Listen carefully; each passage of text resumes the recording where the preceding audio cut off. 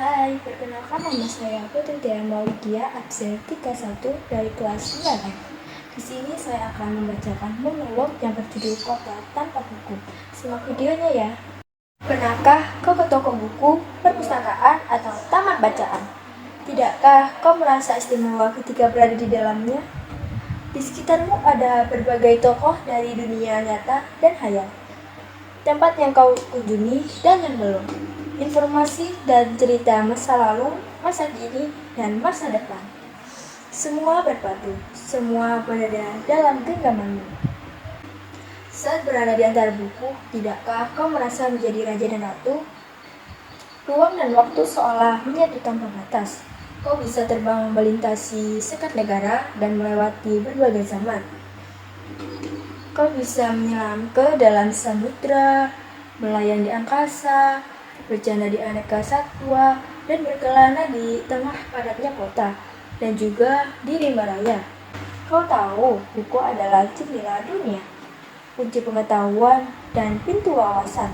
Muhammad Atta, sang proklamator, berkata, "Aku rela di penjara asalkan bersama buku, karena dengan buku aku bebas. Melalui buku, manusia terbebas dari ketidaktahuan."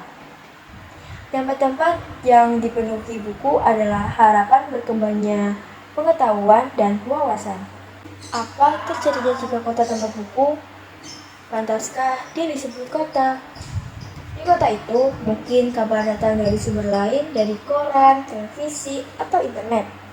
Mungkin informasi dan cerita datang dari cerita nenek moyang, bagai dongeng-dongeng sebelum tidur. Irama warganya pun tiada beda. Bangun pagi, bertebaran di muka bumi untuk berbagai keperluan, untuk kembali pulang siang atau sore harinya. Selain itu, mereka berangkat tidur dan memulai lagi hari berikutnya. Semua serupa di kota itu. Mungkin ada bangunan bernama perpustakaan.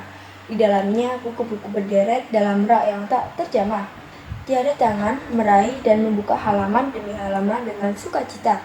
Mungkin juga ada tumpukan buku di sudut-sudut sekolah yang sepi dan berdebu. Jarang dikunjungi, jarang dibaca.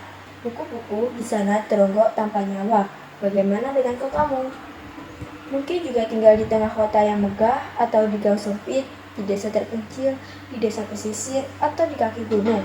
Adakah perpustakaan, taman bacaan, atau toko buku di dekat rumahmu? Jika ada, apakah tempat itu menjadi wadah berkumpulnya anak-anak dan warga, menjadi pusat berkembangnya wawasan dan pengetahuan, atau hanya menjadi pajangan? Maukah kau menjadi orang yang menghidupkannya? Kau bisa mengunjungi dan mengajak teman-teman membaca dan berbagai cerita di sana. Jadikan tempat itu sumber kegembiraan dan pengetahuan. Jika tempat itu belum ada, maukah kau menjadi orang yang mulai menghadirkannya? Kau bisa memulainya dari sebuah sudut di teras rumahmu. Ajak teman-temanmu mulai langkah baru. Jangan biarkan waktu terlalu tanpa buku. Siapapun dirimu, bersahabatlah dengan buku. Dia akan menjadi teman setia untuk sepanjang waktu.